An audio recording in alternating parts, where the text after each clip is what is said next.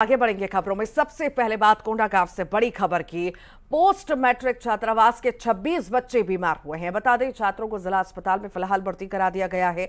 सभी छात्रों को सिर दर्द, बुखार और दर्द की शिकायत है। जिला अस्पताल में डॉक्टर इलाज कर रहे हैं बच्चों का। तो बड़ी संख्या में बच्चे जो हैं बीमार हुए हैं। हालांकि जांच पड़ताल पूरे ही मामले में जारी है। आखिर किस तरह से बच्चे बीमार हुए। पोस्ट मैट्रिक छात्रावास के 26 बच्चे बीमार होना बताए जा रहे हैं। छात्रों को जिला अस्पताल में फिलहाल भर्ती करा दिया गया है। सभी का इलाज जारी।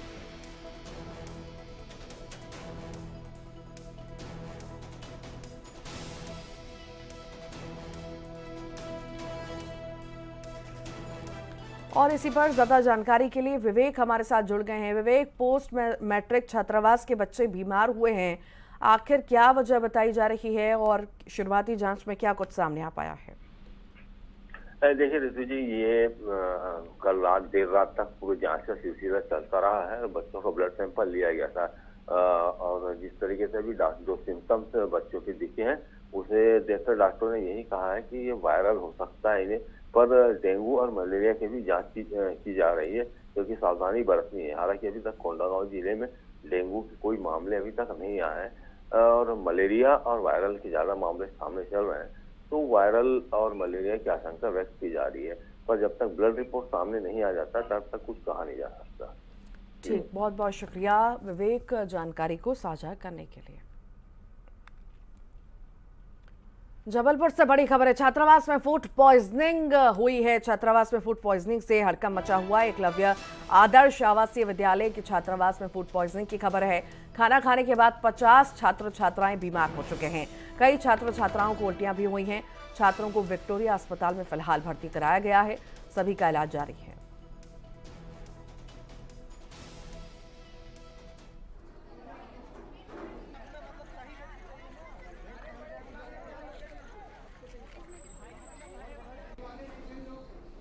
ये तस्वीरें देखिए, अस्पताल की तस्वीरें हैं। किस तरह से छात्र छात्राएं बीमार यहां पर पड़े हैं, परेशानी हो रही है, लगातार उल्टी इन सबको हो रही है। इलाज जारी है। फूड पॉइजनिंग वजह बताई जा रही है। आखिर किस चीज़ से फूड पॉइजनिंग हुई, इसकी जांच पड़ताल जारी है। हड़कंप मचा हुआ है क्योंकि बहुत ज़्यादा संख्या में बच्चे यहाँ पर बीमार हुए हैं। एकलव्य आदर्श छात्रावास की पूरी घटना बताई जा रही है। शाम का खाना खाने के बाद लगभग 50 छात्र इसमें बीमार हो गए। कई छात्रों को उल्टियां होने लगी, जिसके बाद सभी को अस्पताल में भर्ती कराया गया। विक्टोरिया अस्पताल में सभी को भर्ती करा दिया गया। दिल्ली से बड़ी खबर की इस वक्त बात करेंगे। आज से नई संसद में चलेगी सदन की कार्यवाही। आज सेंट्रल हॉल में होगा विशेष कार्यक्रम। पीएम मोदी, उपराष्ट्रपति जगदीप धनखड़ का संबोधन होगा। लोकसभा अध्यक्ष ओम बिरला संबोधित करेंगे। राज्यसभा में सदन के नेता पीयूष गोयल का संबोधन होगा। लोकसभा में विपक्ष के नेता अधीर रंजन चौधरी का भी संबोधन होगा। राज्यसभा में विपक्ष के नेता मल्लिकार्जुन खड़गे का संबोधन होगा। बता दें, दोनों सदनों के सदस्यों की ग्रुप फोटोग्राफी भी होगी।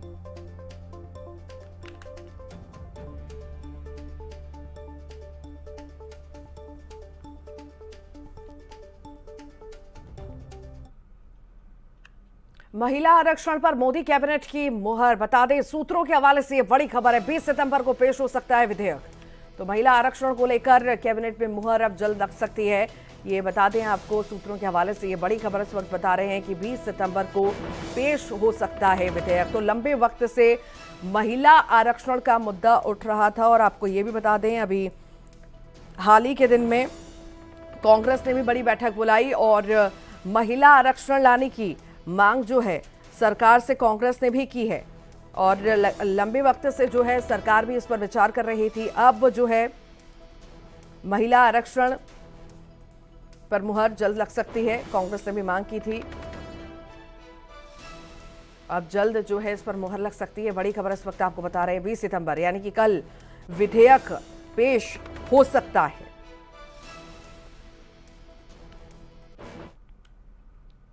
पेंड्रा से बड़ी खबर है। केंद्रीय मंत्री अनुराग ठाकुर छत्तीसगढ़ आने वाले हैं। बीजेपी की परिवर्तन यात्रा में शामिल होंगी। केंद्रीय मंत्री नरेंद्र सिंह तोमर भी छत्तीसगढ़ आएंगे। 20 सितंबर को छत्तीसगढ़ आने वाले हैं दोनों केंद्रीय मंत्री का दौरा है छत्तीसगढ़ का। अनुराग ठाकुर छत्तीसगढ़ पहुंचने वाले हैं। बीजेपी की परिवर्तन यात्रा लगातार चल रही है, जिसमें दिग्गजों का जमावड़ा हम देख रहे हैं और इसी बीच जो है अनुराग ठाकुर छत्तीसगढ़ पहुंचने वाले हैं, परिवर्तन यात्रा में शामिल होंगे।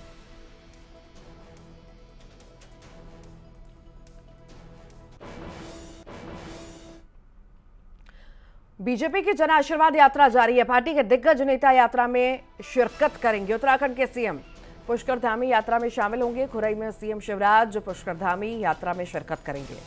तो परिवर्तन यात्रा का दौर जो चल रहा है, सिलसिला लगातार जारी है। दिग्गज लगातार पहुंच रहे हैं अलग अलग जगह पर। अब उत्तराखंड के सीएम धामी जो हैं वो पहुंचने वाले हैं जन आशीर्वाद यात्रा में।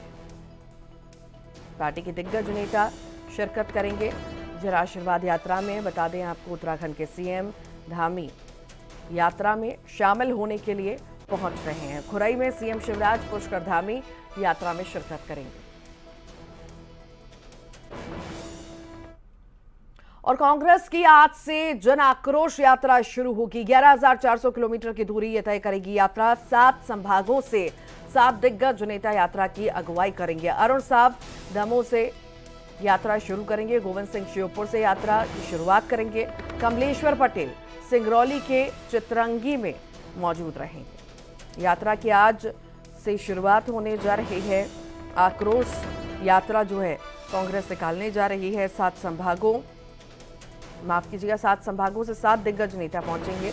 अरुण साव दमोह से यात्रा की शुरुआत करेंगे। गोविंद सिंह श्योपुर से यात्रा की शुरुआत करेंगे। तो अलग अलग जगह दिग्गज जो हैं जुटे हुए हैं।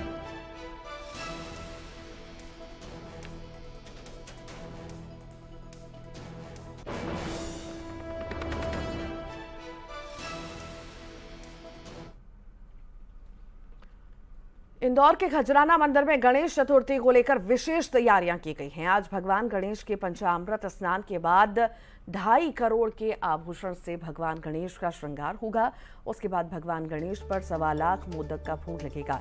मोदक भोग बनाने के लिए 40 से अधिक हलवाई और 7 महिलाएं 96 घंटे की मेहनत से मोदक तैयार करने में जुटे हुए हैं। 10 दिवसीय गणेश उत्सव में लाखों की संख्या में भक्त शामिल होंगे।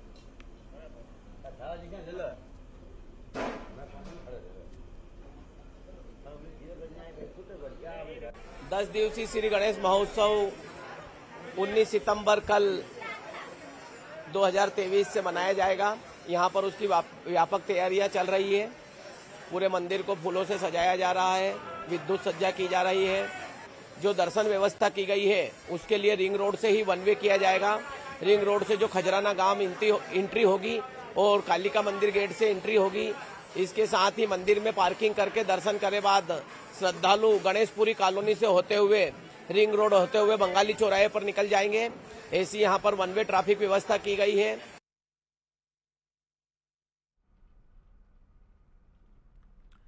तो 24 घंटे से तैयारियां जो हैं खजराना मंदिर में चल रही हैं। गणेश चतुर्थी के मौके पर खास इंतजामात जो हैं मंदिर में किए गए हैं और भगवान गणेश का श्रृंगार जो है किया जा रहा है। 24 घंटे मंदिर के पट खुले रहेंगे। बड़ी संख्या में यहाँ पर श्रद्धालु भी पहुँचते हैं। आस्था का सैलाब जो है यहाँ पर उमड़ पड़ता है। तस्वीरें हम आपको लगातार दिखाते रहेंगे कि आखिर किस तरह की तैयारियां हैं और दिन भर कैसा नज़ारा जो है मंदिर में रहा। ये तस्वीरें देखिए, महिलाएं जो हैं मौजूद हैं, मेहनत कर रही हैं, यहाँ पर लड्डू बनाती हुई नज़र आ रही हैं। तो खास विशेष इंतजामात जो हैं आज के दिन किए गए हैं।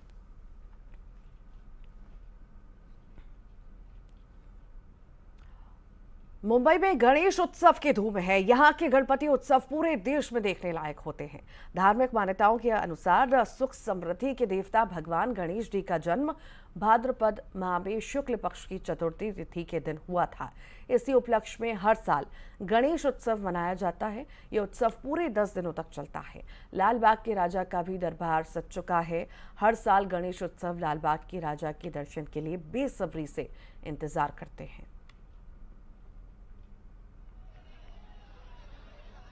गणेश उत्सव की रौनक साफ तौर से दिखाई दे रही है और भक्ति में डूबे भक्त नजर आ रहे हैं। हर साल की तरह इस साल भी जो है बाबा का श्रृंगार किया गया है। गणपति बप्पा को खुश करने के लिए हर वो कोशिश की जा रही है। तमाम तरह के श्रृंगार किए जा रहे हैं, प्रसादी तैयार की जा रही है। अलग अलग जगह पर अलग अलग रीति रिवाजों से गणेश चतुर्थी बनाई जाती है और मुंबई में भी गणेश उत्सव की धूम साफ तौर से दिखाई देगी।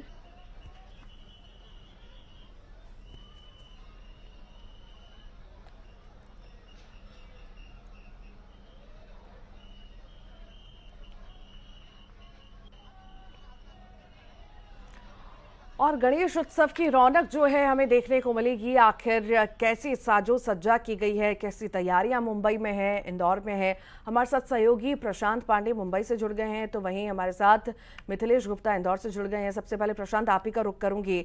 मुंबई में बहुत ज्यादा धूम देखी जाती है, बहुत ज्यादा उत्साहित होते हैं भक्त वहां पर गणेश उत्सव को लेकर, तमाम तरह की तैयारियां की जाती हैं। आखिर इस बार कैसी तैयारियां हैं, नजारा कैसा है, बताइए। जी बिल्कुल, देखिए सबसे पहले मैं बप्पा के दर्शन ही कराता हूँ। ये लालबाग के राजा का दरबार है और यहाँ पर हमेशा लाखों की भीड़ इकट्ठा होती है। पहला दिन है, आज देखें सवेरे 7 बजे का समय है, लेकिन भक्तों की जो भीड़ है काफ़ी संख्या में यहाँ पर इकट्ठा हो चुकी है। 12 फीट की ये मूर्ति है। मैं आपको अगर मूर्ति की बात बताऊं तो पिछले 90 सालों से इसी अंदाज में, इसी रंग रूप में और इसी ढांचे में इस विशाल मूर्ति को यहाँ पर स्थापित किया जाता है। और जिस तरह से मैंने कहा कि खास ध्यान यहाँ की सुरक्षा को लेकर के दिया जाता है, क्योंकि देखिए ये पंडाल इतना बड़ा है, ये दरबार इतना बड़ा है कि सिर्फ मुंबई महाराष्ट्र ही नहीं बल्कि अलग अलग राज्यों से, अलग अलग शहरों से यहाँ पर भक्तजन पहुँचते हैं और इसी दरबार में माथा टेक कर अपनी मुराद जो है इसी दरबार में बप्पा के चरणों में रखते हैं। और ये यहाँ की इतिहास भी है कि जो कोई भक्त यहाँ पर अपनी मनोकामनाएं रख के जाता है तो अगले साल आने तक उसकी मनोकामना पूरी होती है। और यही वजह है कि पहले दिन सवेरे के 7 बजे की तस्वीरें ये बताने के लिए काफ़ी है कि लालबाग के राजा का दरबार किस तरह से सजता है, किस तरह की रौनक होती है।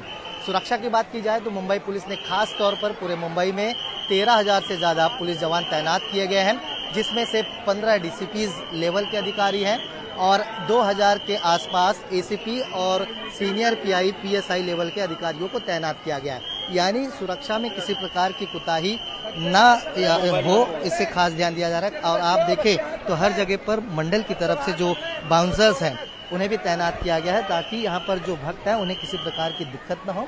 और ये भीड़ मैं आपको दिखा रहा हूँ पहले दिन की, सवेरे 7 बजे की तस्वीर है, जो बताने के लिए काफ़ी है कि दरबार खुलते ही किस तरह से यहाँ पर भक्त पहुँच रहे हैं और बप्पा के दर्शन ले रहे हैं। ये आप देखें तो जहाँ तक नज़र जाएगी, जहाँ तक देखने की क्षमता होगी, आप देखें तो यहाँ पर लोगों की, भक्तों की भीड़ जो है इकट्ठा होनी शुरू हो गई। ये पहला दिन है, इसी तरह का माहौल आपको पूरे 28 दिन मिलेगा, 28 तारीख तक मिलेगा। 10 दिनों का पूरा त्यौहार है और 28 तारीख को बप्पा की विदाई की जाएगी। मूर्ति की मैंने जिस तरह से बात की कि पिछले 90 सालों से जो है इसी तरह से, इसी अंदाज में यहाँ पर बप्पा के 12 फीट की मूर्ति जो है स्थापित की जाती है। 10 दिनों तक पूजा किया जाता है और यहाँ पर आंकड़े में आपको बताऊं तो तकरीबन 5 किलोमीटर दूरी तक लाइन लगती है भक्तों की, जो दूर दूर से आते हैं और लाइन लगा करके यहाँ पर बप्पा के दर्शन करते हैं। पहले दिन की तस्वीरें मैं आपको दिखा रहा हूँ कि किस तरह से भीड़ उमड़ चुकी है बप्पा के दरबार में और अब धीरे धीरे ये भीड़ और बढ़ेगी। आप अगर फिर से एक बार मूर्ति की तरफ देखें तो खास थीम हर बार अलग होता है। इस बार जिस तरह से शिवाजी महाराज का राज्याभिषेक हुआ था उस अंदाज में बप्पा के मूर्ति को आकार दिया गया है और उसी अंदाज में उनके पहनावों को पूरा किया गया है। यानी कुल मिलाकर देखा जाए दरबार जो है बप्पा का खोल दिया गया है। भक्तगण जो है यहाँ पर भारी संख्या में पहुँच रहे हैं और जिस तरह की तस्वीरें फिलहाल आप अभी टीवी स्क्रीन पर देख रही है, इसी तरह की तस्वीरें आपको आने वाले 10 दिनों तक देखने को मिलेगा। 28 तारीख को जो है विसर्जन का कार्यक्रम होगा, लेकिन ये दरबार हमेशा इसी तरह खचाखच भक्तों से भरा रहता है। जी ठीक, बहुत बहुत शुक्रिया प्रशांत जानकारी को साझा करने के लिए, तस्वीरें दिखाने के लिए। और इसी के साथ ही फिलहाल के लिए बुलेटिन में इतना ही।